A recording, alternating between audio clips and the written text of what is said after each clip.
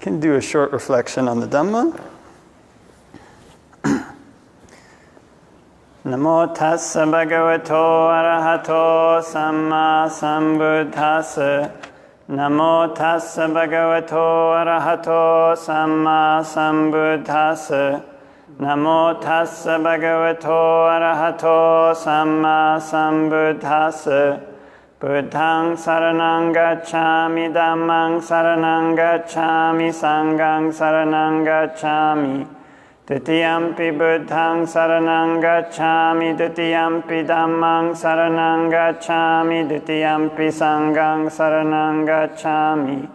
Tatiyampi Buddhaṃ saranang gacchāmi, Tatiyampi Dhammāṃ saranang gacchāmi, Tatiyampi Sanghaṃ saranang gacchāmi. So welcome everybody to Tuesday meditation, our usual Tuesday. And today is actually a special day in the Buddhist calendar. It's called Esala Pūja in Thai, and in Sinhalese they call it Esala Pūja. And so I don't actually know what that word means, but I should look it up.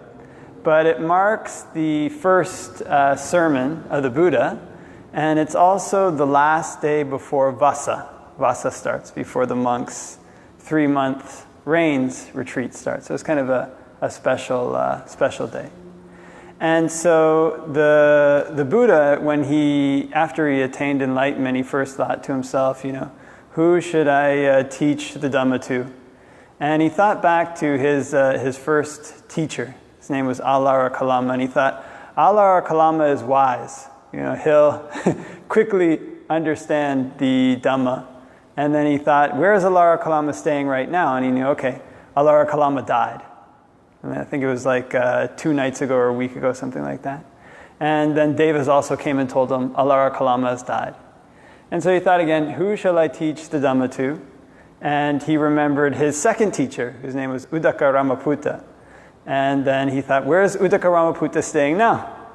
And then he got the knowledge, Uddaka Ramaputta died last night. And then Devas also came and told him, Uddaka Ramaputta died last night. And he thought to himself, this is a loss for Uddaka Ramaputta because he was wise. He would have understood quickly what I was trying to teach him. And he thought, it's a loss for Alara Kalama because Alara Kalama was wise. He would have quickly understood what I was trying to teach him. So then he thought, who should I teach the Dhamma to first, after he first attained Nibbāna? And then he remembered there are these 5 bhikkhus who were very helpful to me when I was striving, to attain enlightenment. Where are they staying now? And so then he gained the knowledge. They're staying at the deer park at Isipatana. This is where they were staying. So then he wandered by stages to where they were staying. And it's kind of like a bit funny, I don't know funny, but like the sutta, his first 2 teachers, he was like, where are they now? They're really wise. They would understand, the Dhamma quickly. And then his second teacher, he was really wise. He'd understand the Dhamma quickly. And then the 5 bhikkhus, he was like, they were very helpful to me. and so he goes to where they are. And, this is before they attained arahantship. So, certainly no disrespect to these great 5 bhikkhus, but before they attained arahantship, their behavior was kind of funny because they'd made this pact. When the Buddha was striving, he was doing all these ascetic practices, and they thought, this is the way to achieve Nibbāna. It's basically through denying oneself all forms of pleasant feeling. Any form of pleasant feeling will lead to attachment, basically an idea, so we can eliminate all of our attachments, all of our suffering, by denying ourselves all forms of pleasant feeling. And so he was doing that to the extreme and almost died from it. And then he thought, I'm going to give this up. So he did, and that was what led him, so he gained the insights into what they call the middle path. But when he gave it up, they were disgusted with him. I thought he'd reverted to luxury, and so they left him. And before they were doing this upataking.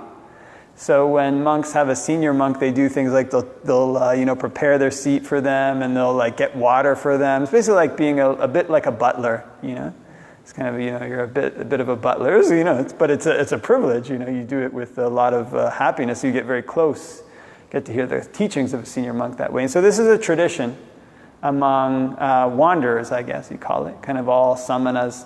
They have this relationship with their teachers where they take care of their teachers' things, and their teacher in turn teaches them. And it's not like, okay, you do this for me, I do this for you, but that's just the way it works out of gratitude. So they were doing that for him, and they left out of disgust when he started eating solid food. And so when he returned again, they made this pact. Here's the ascetic, here's Gautama the contemplative, or something like that. When he comes, we shouldn't rise up to greet him. We shouldn't take his seat. We shouldn't prepare any water for him. We'll just kind of, if he wants a seat, he can sit down. But then when he was approaching, he had such a bearing, such a kind of internal power, just having attained Nibbāna, that they couldn't keep their pact. And so one of them kind of went and got his maybe sitting cloth. Another one, washed his feet. It's common to do after you've been walking barefoot. And another one prepared a seat, and he sat down. And he said to them something like, Bhikkhus, the deathless has been found. Lend ear, I'll teach you. And they said to him, you couldn't achieve, their behavior is really funny. They're like, you couldn't achieve the deathless even when you were striving. So now that you've reverted to luxury, this is what they said, how could you have achieved the deathless? And he said a second time, Bhikkhus, the deathless has been found. Lend ear, I'll teach you. You practicing in line with what I teach will achieve the deathless. And they said for a second time, you didn't achieve, going on, any superhuman state. So they said it a third time. And the Buddha also said a third time. And they repeated, and he said, have you ever heard me speak this way before? And they said, no. And so finally he was able to convince them. It's kind of one of the more, kind of bit of a, the canon records everything. It's kind of very candid. And actually one thing I forgot to mention was on his way to teach the bhikkhus, he met this ascetic. It's one of the things that really impressed me about the canon when I was first, I guess, getting into it. He met this ascetic, and he just attained Nibbāna, so he had this very noble bearing, and kind of this kind of internal, you can just see some people when they've had good spiritual experience. They kind of almost glow. And so this ascetic said to him, your faculties are clear and bright, who's your teacher? And the Buddha said, I have no teacher. I'm unrivaled in the world. People like me don't have a teacher. And, it's like I'm one of, he's used a lot of superlatives to describe himself, which, one should as the Buddha. But then the ascetic just said, may it be so, friend. And he left, kind of shaking his head down another road. So I thought that was, that's a kind of lovely, not so lovely episode, but it's an episode they recorded. And it shows the kind of faithfulness that the early Buddhists had to recording truth. It's kind of not a hagiography, where everything was easy for the Buddha. So this was actually difficult to teach the first sermon. And so after he'd successfully convinced the 5 ascetics to listen to him, he gave what's called the Dhammacakkapavatthana Sutta. That's what it came to be called later. And this means setting in motion the wheel of Dhamma. And so his teaching was kind of unique in that it set out what was called the middle path. That was his first thing. The Pali is Dve me bhikkhave pabbajitena nasevitabba. It's kind of these two paths that shouldn't be followed by one who has gone forth. And one is what's called kamma sukhali kanu yoga, which means being joined to pleasure. Kind of basically seeking happiness, trying to find a permanent happiness in sensual pleasures. And the second one is being joined to pain. Seeking Nibbāna in kind of painful experiences, just self-denying any form of pleasure. And so the Buddha taught what's called the Majjhima Patipada. Majjhima Patipada means the middle path. It's the middle path between just having wanton sensual pleasures and extreme self-torture. This is one of the interesting things about the Buddha's teachings because he stated them in ways that were very simple and very concise, but he says about his teachings, the teachings, the words of the Tathagata are deep, deep in their meaning. So although he says this thing, the middle path, the middle path between sensual pleasure and self-denial actually goes much further. It's because, not much further, but his words go much deeper. And it's because there's this middle path. It's because there are these kind of extremes and we need to find balances between them, that the Buddhist teachings are a skill, that they're not something you can lay out in a method. I once asked one teacher who was really kind of accomplished, I said, is there any, how do you know when you've turned the dial too far? Is there any way to proceed in practice rather than just kind of going off to one extreme, making a mistake?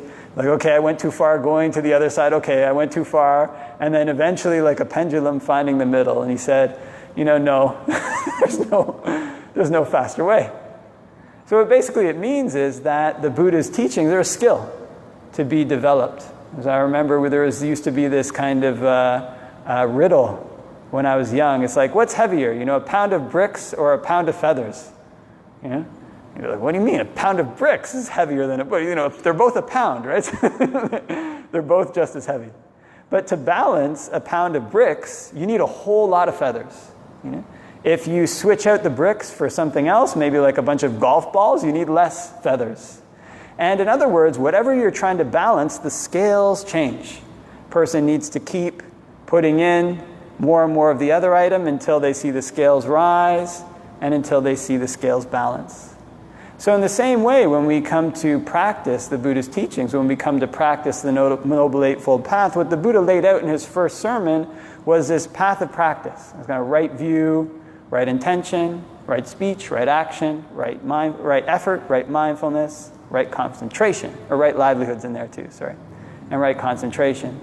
And it seems like, okay, these things, we've got a path here, but the middle path is actually something that when a person sets out to develop it, what they realize they've gotten themselves into is they've gotten themselves into a journey where their road is not the same as everybody else's road, where the path that they're taking requires them to develop individual skills. Can't just follow the exact same directions that everybody else did, which is why the Buddha lays it out like that. So in terms of qualities, right view, there's right view and he lays out what they are, but then when one sets out to actually develop them, what one realizes is we're trying to get a pound of bricks to a pound of feathers. And then the pound of feathers sometimes changes to a pound of golf balls. So it's this constant learning how to balance the scales. How much of this quality is right? How much of this quality is wrong? How much effort is good? How much effort is bad? Because the flip side of his middle path is that there's a wrong portion to them. It's also this right view, there's wrong view. There's right intention, there's wrong intention. There's right livelihood, there's wrong livelihood. And the area that's between them is like this kind of fulcrum point. It's this point where it just tips, one or the other, one or the other, one or the other. So a person's practice of the middle path is actually much more than just following a method or a technique. It's like a person constantly learning to balance these scales and developing an intuitive sense of where this fulcrum point is, where this tipping point is. Because the tipping point is always different. It's different for a pound of feathers. It's different for a pound of bricks. And so what that means is what the Buddha sets out for his students, what he laid out in the first sermon, is a path of practice that turns people back onto themselves.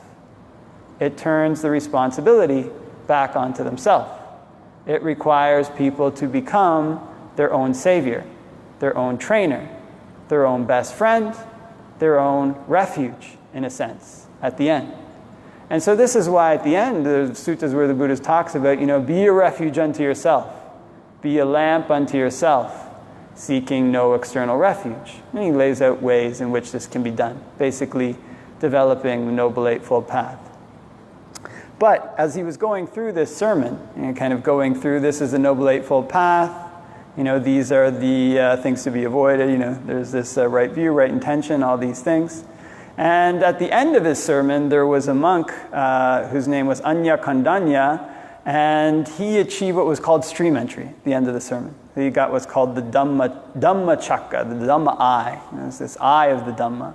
And what he learned was all that is subject to origination is subject to cessation. Again, this kind of vision of the Dhamma. This vision of the Dhamma comes when a person permanently cuts fetters, permanently ends fetters in their mind. It's kind of a knowledge that occurs to them.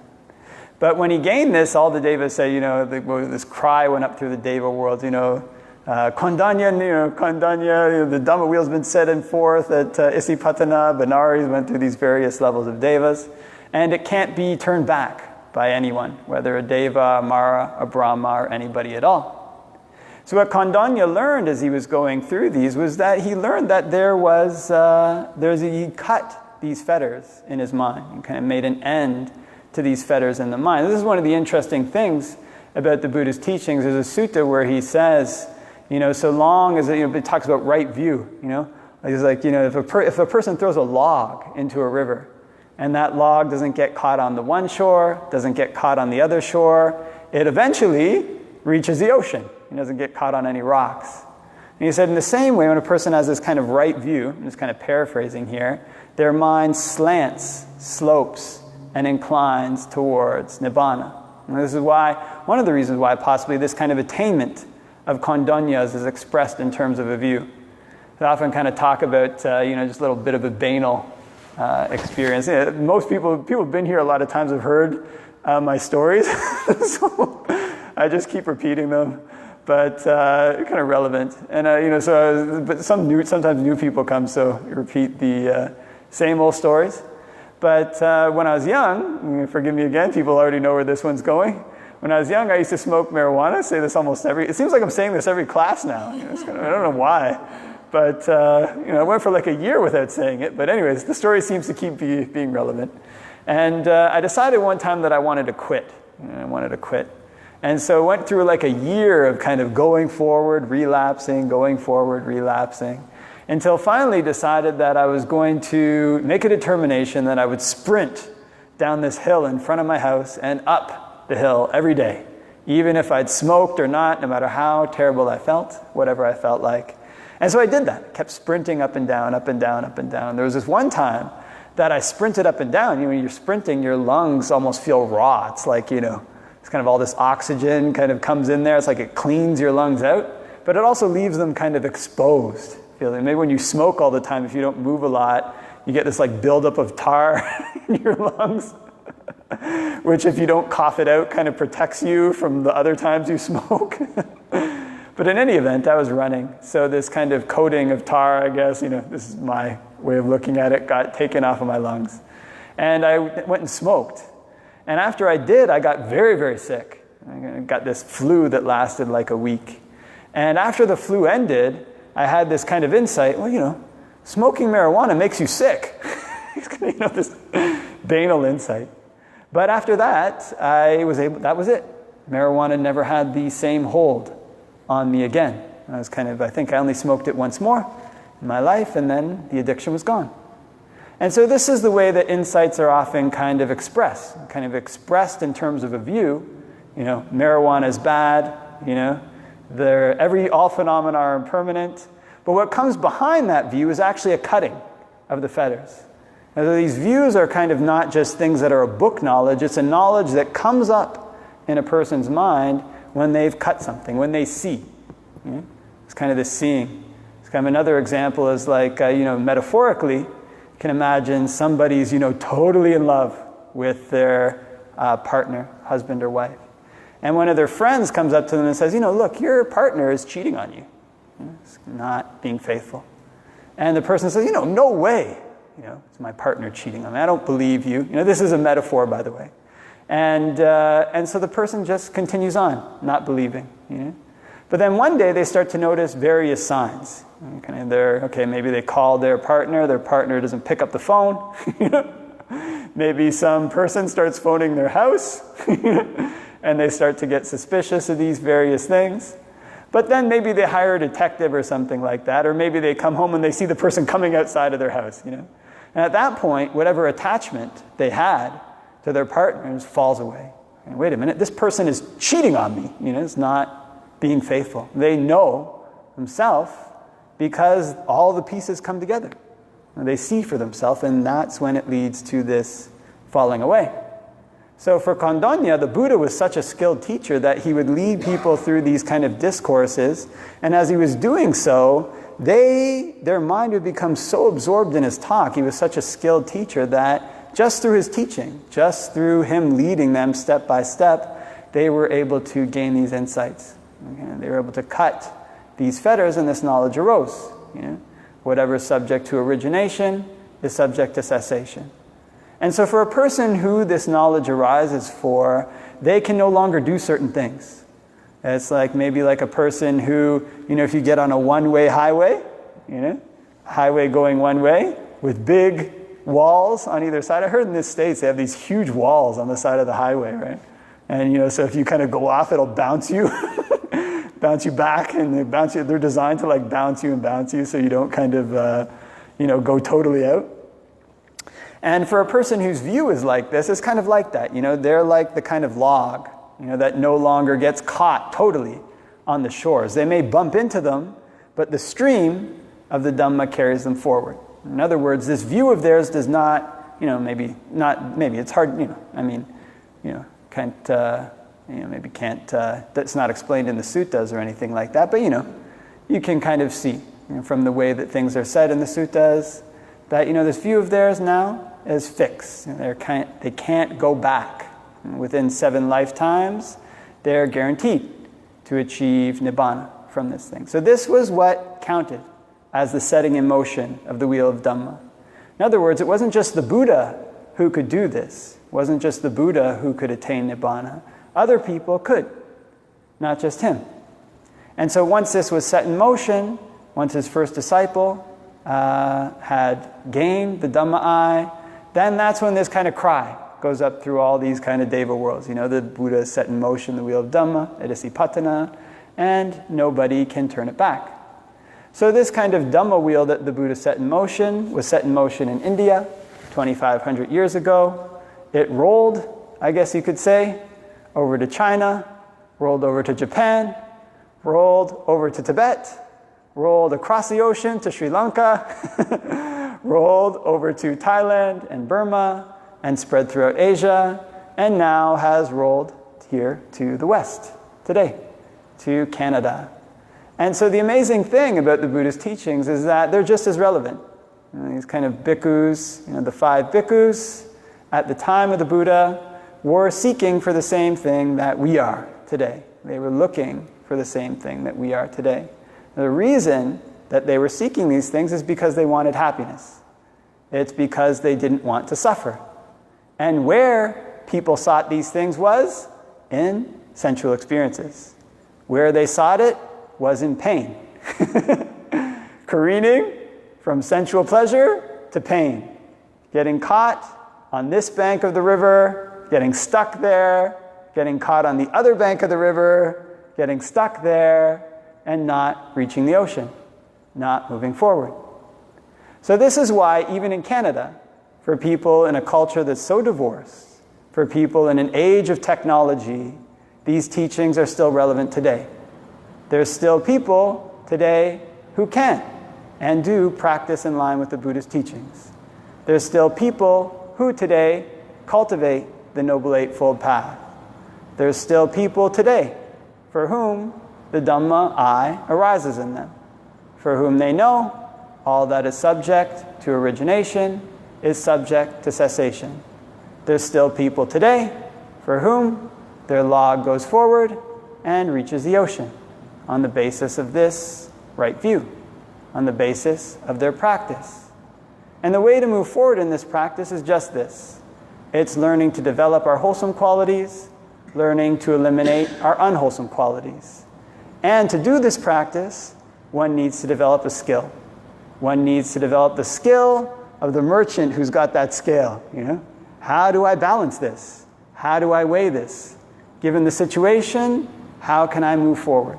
in wholesome qualities? How can I develop my mind in a way that it will launch towards right view, that it won't get stuck on the far bank, that it won't get stuck on the near bank, that it will move forward with the current? Because this is why the Buddha decided to teach. It wasn't for the sake of gains, it wasn't for the sake of fame, it wasn't for the sake of getting many disciples.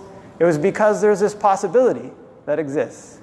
Kind of this possibility to end suffering. There's a possibility to have a refuge in our own minds. And it's because of this possibility that the Dhamma wheel is still rolling. It's because of this possibility that wherever it rolls, wherever people practice in line with it, they gain the same knowledge as Kondañña gained. They gain the same happiness that he did. They progress, and eventually they even gain the same happiness as the Buddha.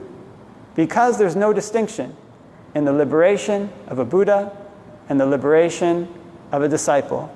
It's the exact same.